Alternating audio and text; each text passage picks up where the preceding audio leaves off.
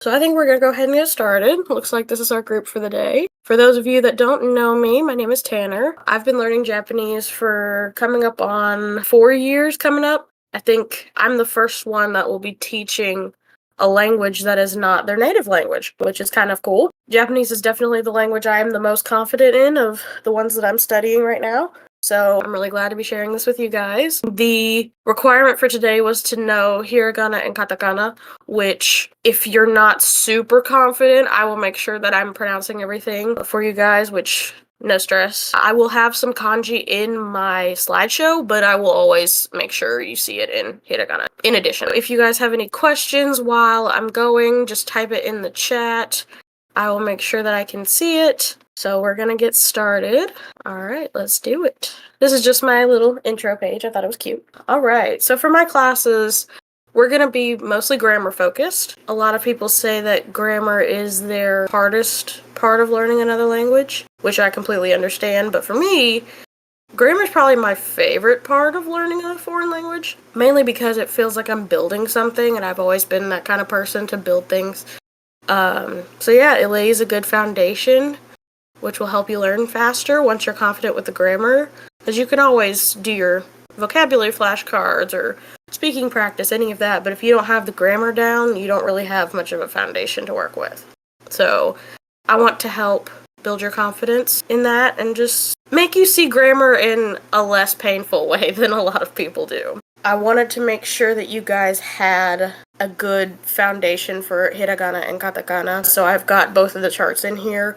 These lessons are recorded and posted on the Language Cafe website. You should be able to see those at your own convenience. So yeah, it shouldn't be a problem if you review that. One thing I wanted to mention is when you're studying Hiragana and Katakana, that's of course the foundation, but it's also good to practice your writing and your pronunciation of each. For example, Japanese has just the 5 vowels of a, I, U, E, O, which seems easy at first, which it is pretty easy, but just remember that they are not pronounced like how we do in English.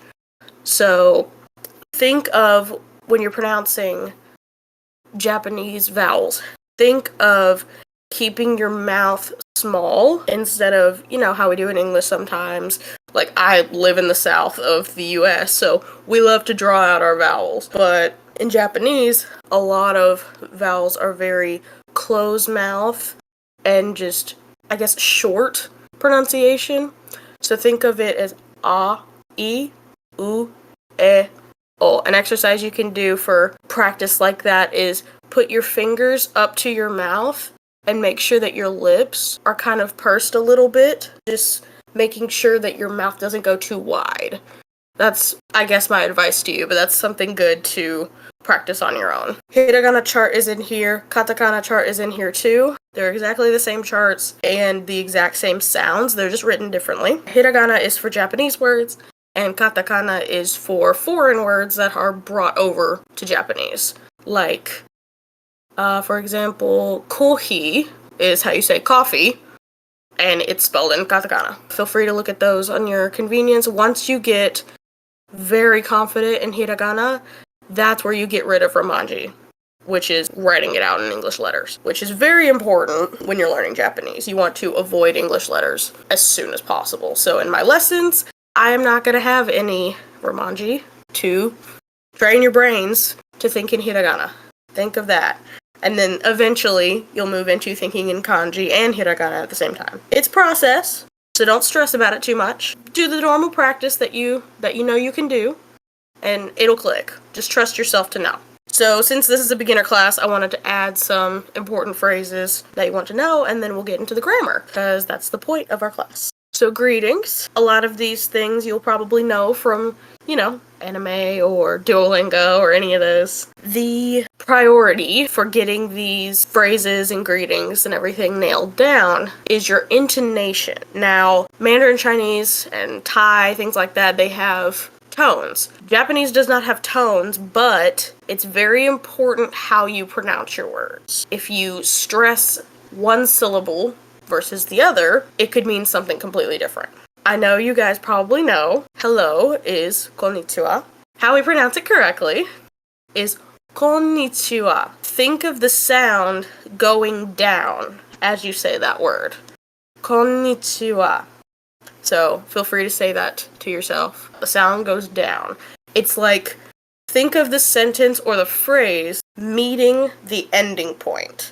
You're going down to the end point.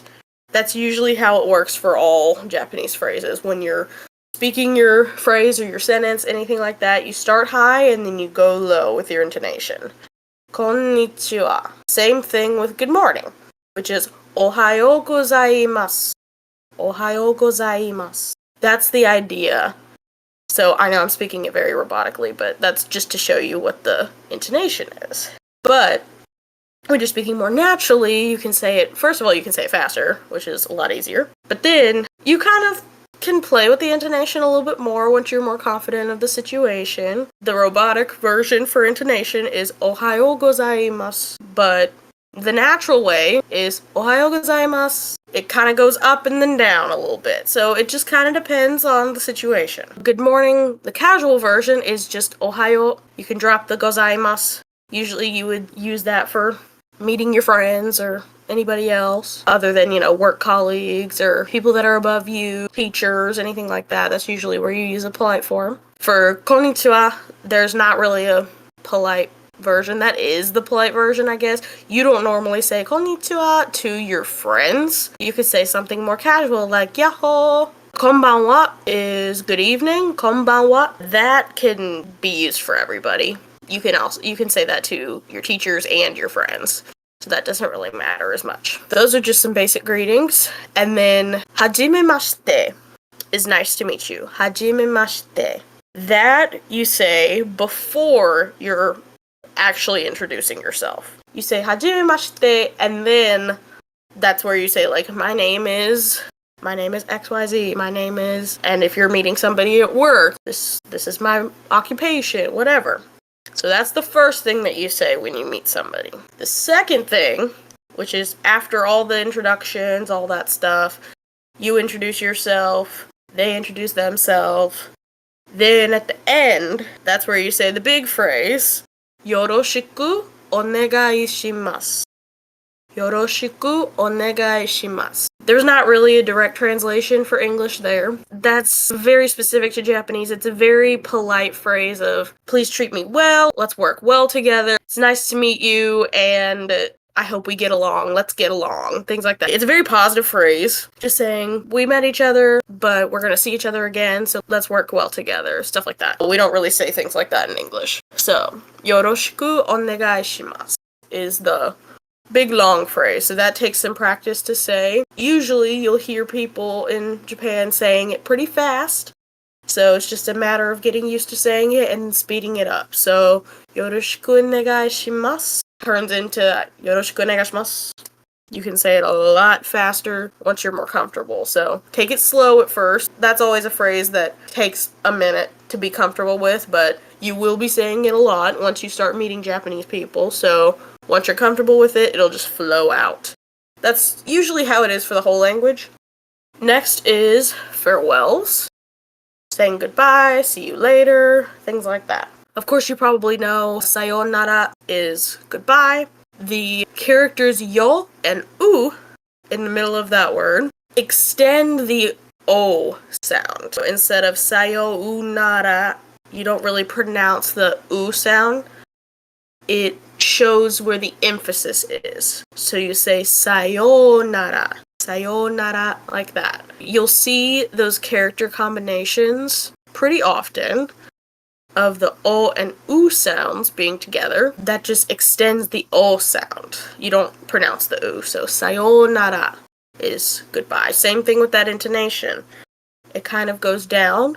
Same with konnichiwa, it's sayonara, it goes down. But you don't say that to your friends. That's a very polite phrase that you could say to, like, your teachers or your older colleagues, things like that. But if you say that to people that are equal to you or below you or anything like that, it sounds like goodbye forever. It's so dramatic. Japanese people will look at you weird and be like, what?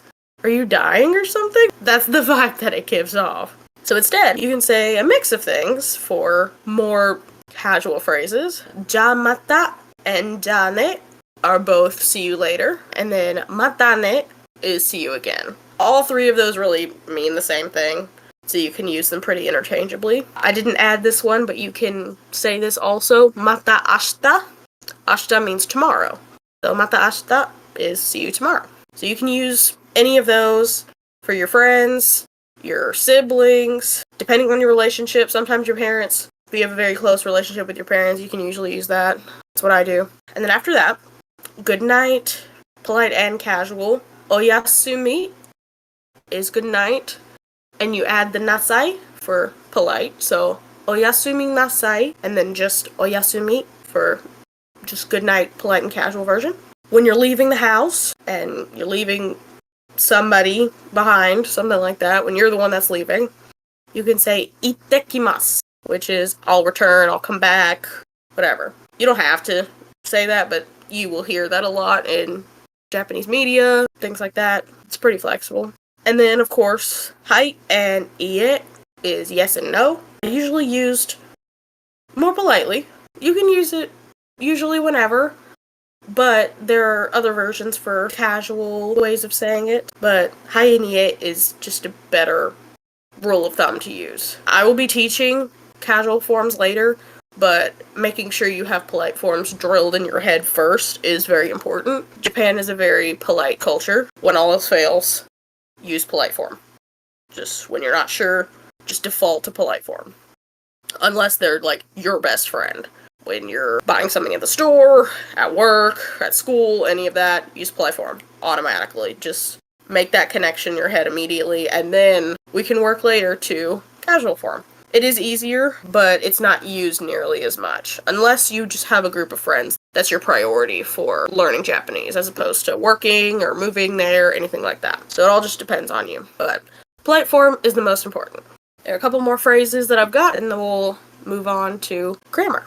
O genki desu ka is how are you? I did put the kanji in there, but the hiragana is there. Genki is usually feeling or well, good, anything like that. The literal translation is are you well, are you doing good, things like that. So how are you well? And then you can drop the desu ka to make it more casual.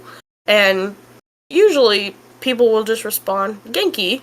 So you could say genki, genki, like you respond with the same thing.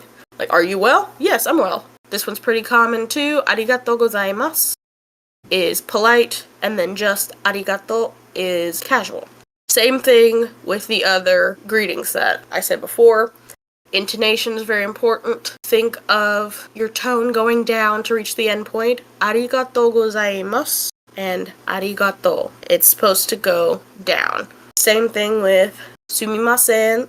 Intonation goes down. That's excuse me, I'm sorry. When it's used for I'm sorry, it means more like I did something and it's completely my fault.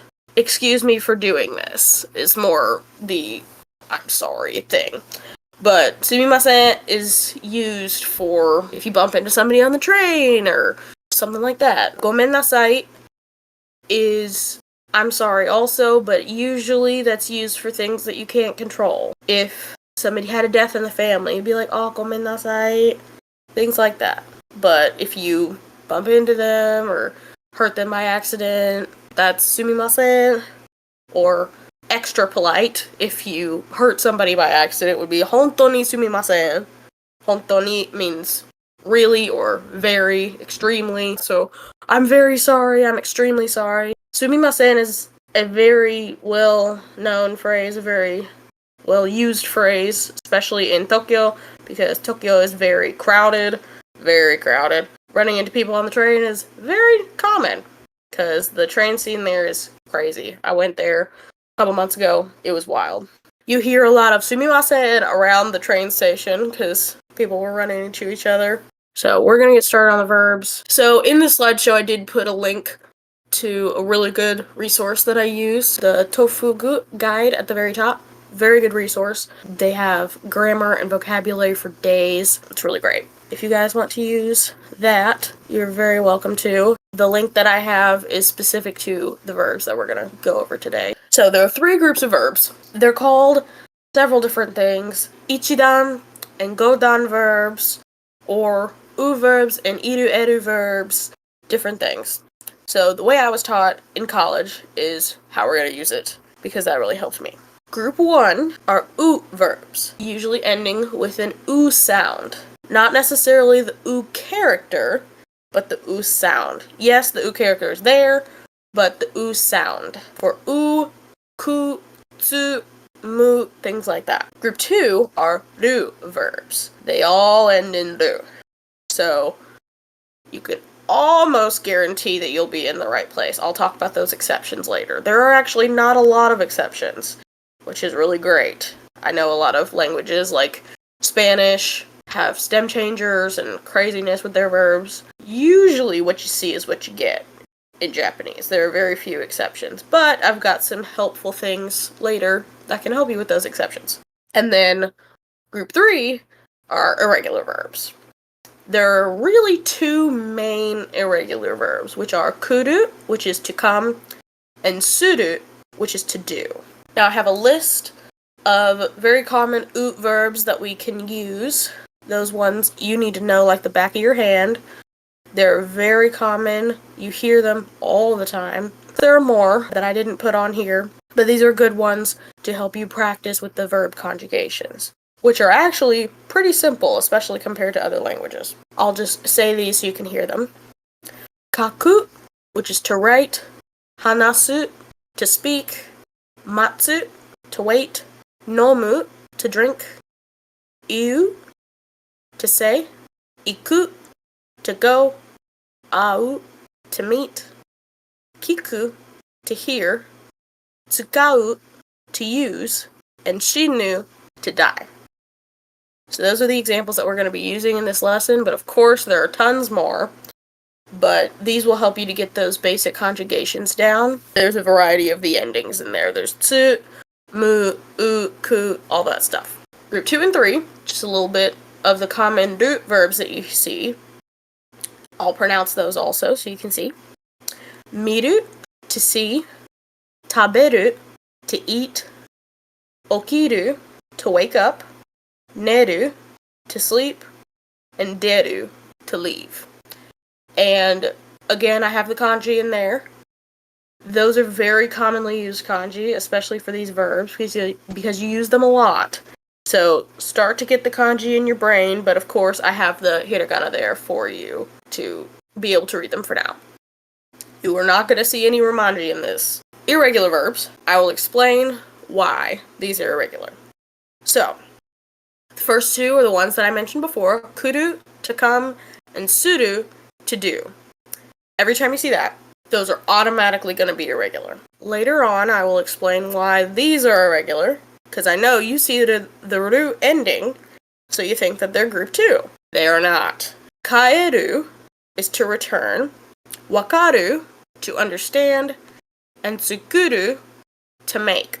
The reason those are irregular, wakaru and tsukuru, there's a rule that I'll explain later. Uru sound for tsukuru and the aru sound for wakaru makes those group 1 verbs. A lot of the time you hear ru verbs being iru eru verbs. So you can see for miru, it's the iru sound, and taberu is the eru sound at the end. Those can almost guarantee that those are going to be ru verbs or group 2. Kaeru is a special beast that I don't think anybody understands. That's one that you just need to remember. Thankfully, we do use that a lot. For example, when you're going home, you don't say, in English you say, I'm going home, I go home, which would be the verb iku, to go. But in Japanese, you say, you return home. So if you hear somebody, or if you say, I'm going home in Japanese, which would be ie ni iku, they're going to look at you weird. Ie is home.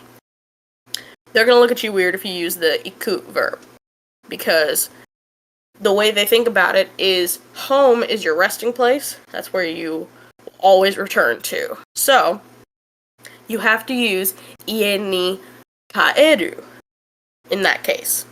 Just like there are certain phrases that they always use that's different. Another example will be, in English, we say you take medicine. But in Japanese, you drink medicine. It's things like that that we can definitely go over later if that's something that you guys are interested in.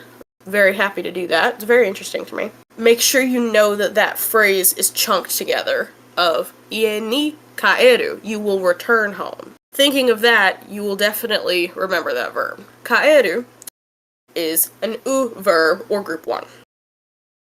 Aru and iru is to exist or to be.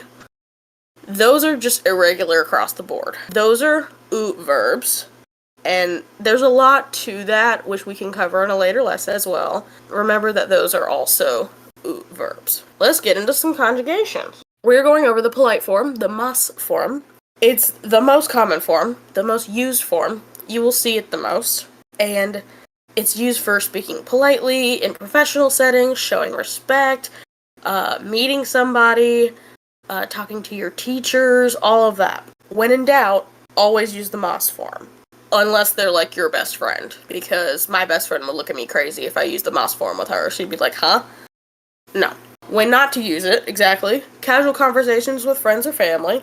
You're just talking to your best friend, you can be as casual as you want to. You can use slang, you can use anything. My best friend and I, we speak fluent Japanglish, which is our favorite thing. You don't have to be super polite. Written instructions, when it comes to things like that, you usually see the dictionary form or the casual form. Basically the same thing. The verbs that I just listed out, miru, taberu, things like that, that would be the dictionary form that doesn't have the mas ending. And then inner thoughts or diary writing, that's just talking to yourself, writing things out, anything like that. You don't have to use the mas form unless you're practicing the mas form, which I think writing in your journal, diary writing, things like that, that's a great way to practice your conjugations and then send it to a tutor to check it for you. You guys are welcome to send me messages on Discord if you want me to check something for you. I'm happy to do that. That's a great way to practice your conjugations. Actually using them in your own real-life sentences is a really great way to solidify conjugating things. Starting with group 1, those are the u verbs. The u sound, like kaku, kiku, matsu, verbs like that, they have the u sound. You have to change that to the e sound. Example for kaku would be kaki. You change that to the e sound and then add the ending based on the tense and if it's positive or negative. In languages like Spanish, Portuguese, you have to change the conjugation based on the subject. In Japanese, you don't. No matter what the subject is, same verb ending the whole time. So you really only have to memorize 4, which usually you have to memorize more than 4 for just the present positive form, which that just shortened a lot of time for us, so that's great. So, present positive form is the mas ending. That's the typical form that you see. Present negative is masen. Past positive, mashita. Past negative, masen deshita. So, I have an example.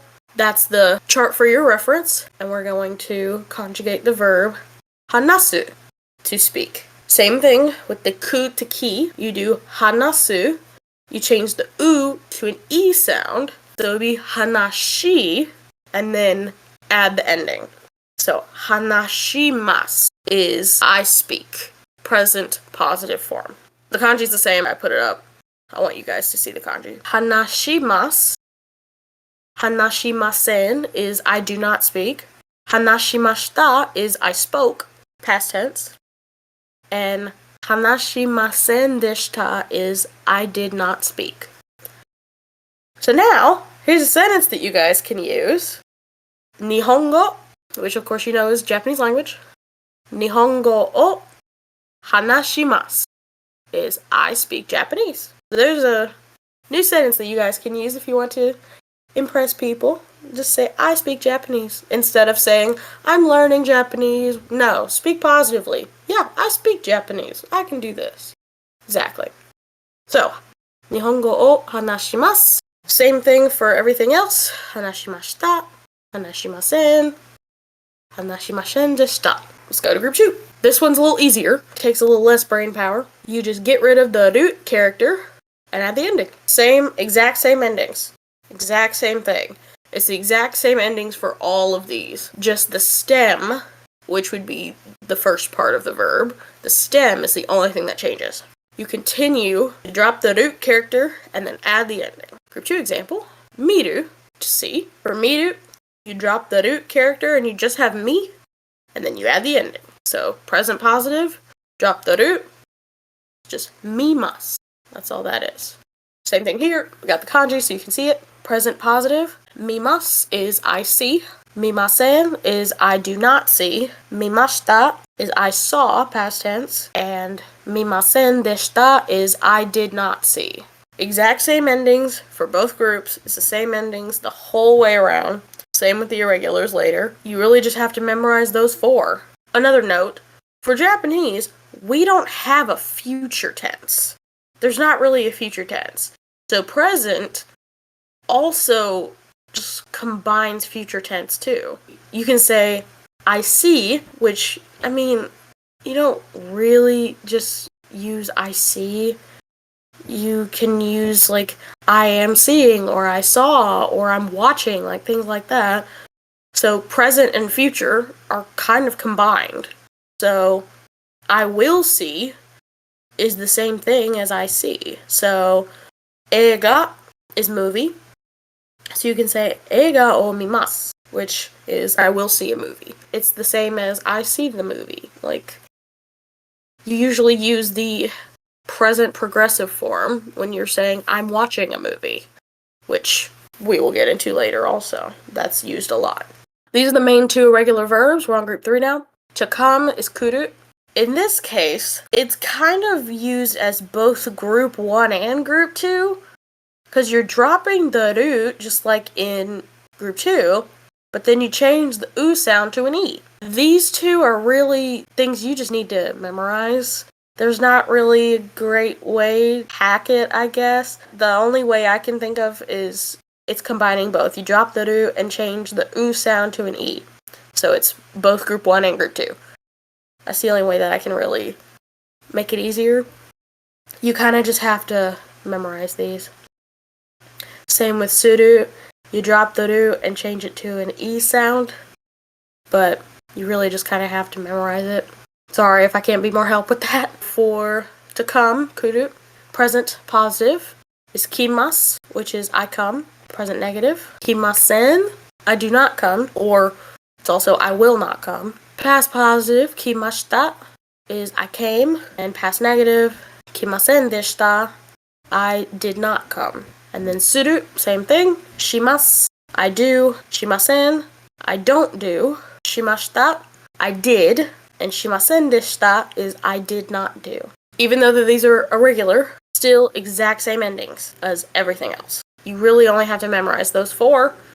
Just know how to make the stem different, and you're good to go. This is kind of the extra rule that I was talking about before. Some oot verbs end in ru, but are conjugated as oot verbs. The aru, oru, and uru endings are usually group 1. Iru, eru endings are usually group 2. But of course, there are a couple exceptions. There are very few exceptions to this rule. This is usually pretty cut and dry.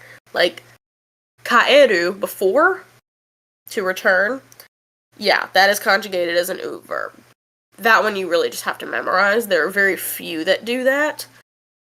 And the ones that do are not usually used a lot in daily life. Maybe once you get up to the more advanced levels, they will. For now, it's really not a big deal. We'll conjugate kaeru so you can see. So, of course, kanji's there, but hiragana is there as well. It's conjugated as an u verb, so you do not drop the root sound. You change the root to ri. I'm pronouncing it right, but for you to hear it, you change the ru sound to a ri. Change it to the ri character, so it's kaerimasu. Kaerimasu is the present positive, which is I return. Back to the sentence from before, is I return home instead of I go home. I return home is ie ni kaerimasu. kaerimasu. That's really just something that you've got to memorize. That this one is conjugated as group 1. Kaerimasu is I return. Kaerimasen is I do not return. Kaerimashita is I did return. Kaerimasen deshita is I did not return. That's just one that you just kind of remember. It's not really a great way to hack that one. But yeah, the others, like wakaru, like I mentioned before, to understand, that's an aru sound. So you can remember to conjugate that one as group 1 because it's aru. And it would do the same thing as this. So wakaru would turn into wakarimasu.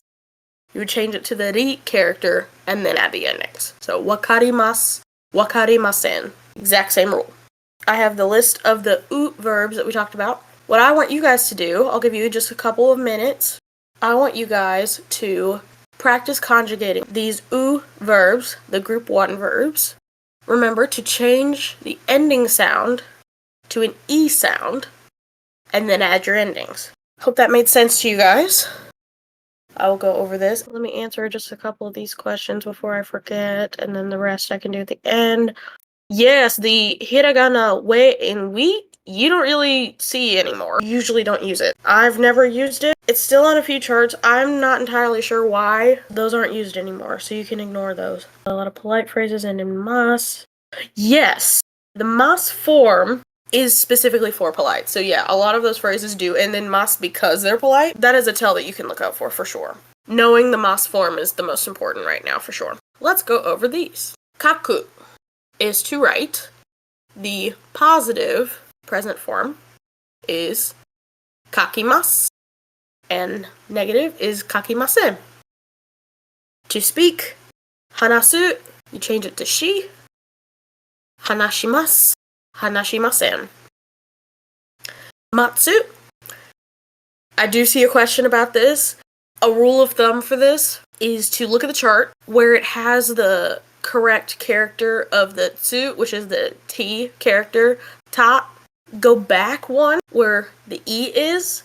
This is a little weird because we don't really have a T sound. We go to chi. So, machi mas, machi masen. That's on the chart for the hiragana chart.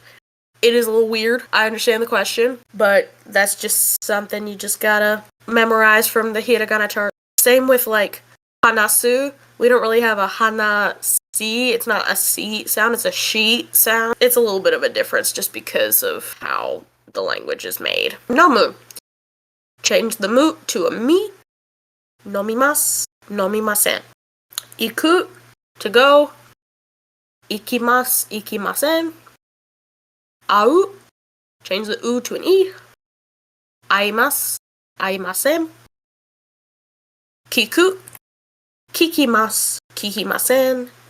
Tsukau, tsukaimasu, tsukaimasen.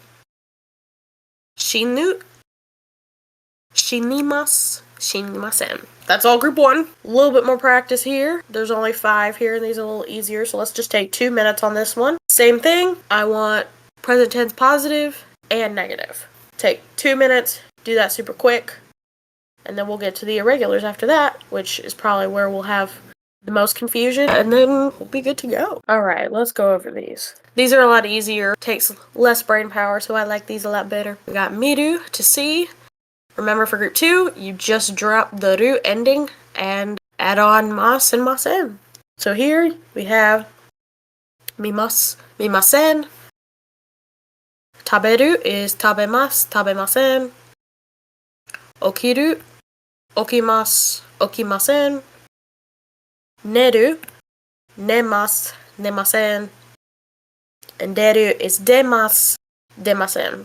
So we're going to do the main 3 irregulars that we talked about today. Kuru, to come, suru, to do, and kaeru, to return.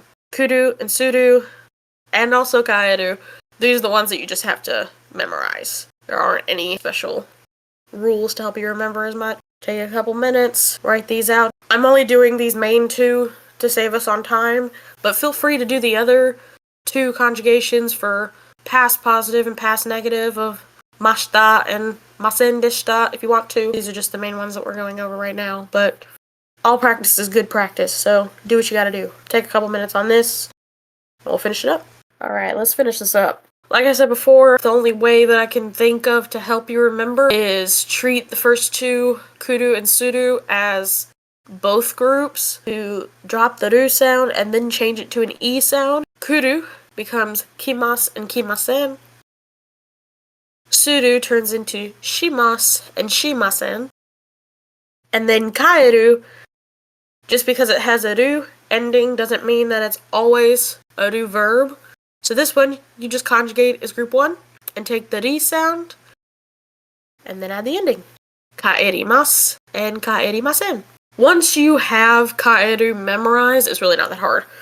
It's just a matter of remembering, oh, this is actually group 1, not group 2. So it's really not that huge of a problem. So that's the end. Next class, we're going to do a little verb review, talk about some nouns, talk about particles.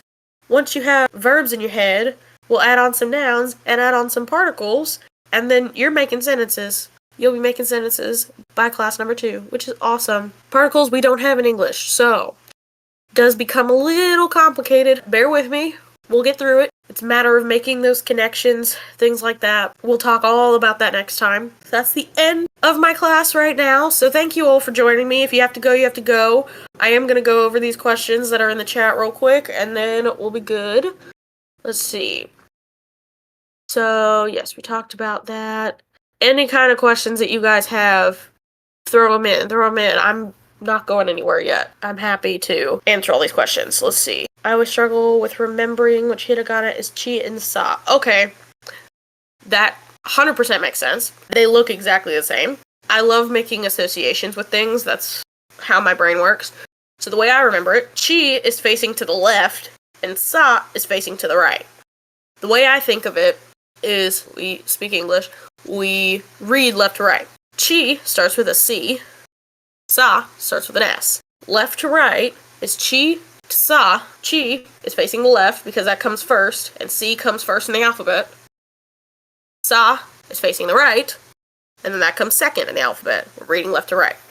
I don't know if that works for your brain, but that works for me, and I've never mixed it up ever since I figured that out. If it doesn't work for you, that's okay, but there's an option for you. Formal language used online. Depends on the situation. I'm gonna say usually no. If you're speaking casually, like on Reddit, that's gonna be casual.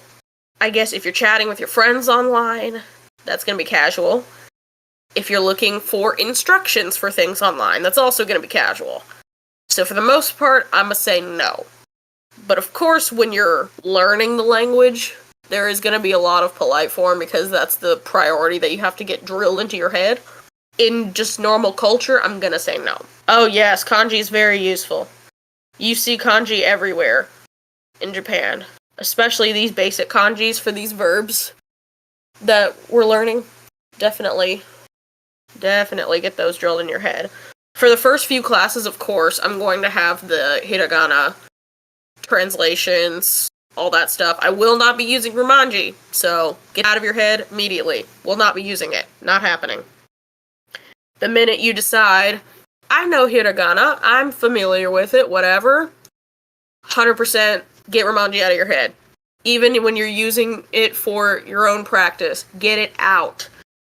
Because especially when it comes to Japanese media, any of that, you won't see it ever. That is only an English language made writing system. Immediately when you say, hiragana is okay, only use that. And of course katakana, but that's not used nearly as much. Brushstrokes, okay, this is important. Stroke order, brushstrokes. When you're first practicing, they are very helpful. But once you start getting better at writing kanji and things like that, it doesn't matter. Really doesn't matter. That is a common misconception. Stroke order does not matter. If you get the same character writing it completely backwards, good on you. It doesn't matter. No one really cares. Unless you're specifically doing calligraphy, which is probably not most of us. Because I can barely write kanji as it is. I'm not gonna make it pretty. I'm gonna make it work. So, as long as somebody can read it, I don't care. I think for the most part, those are the rest of the questions. Yeah, that's about it for my class. Next week, we're looking at particles. Start looking at that if you want. Everyone have a good morning, evening, afternoon, night, whatever your time zone is. And I'll see you guys next time. Bye.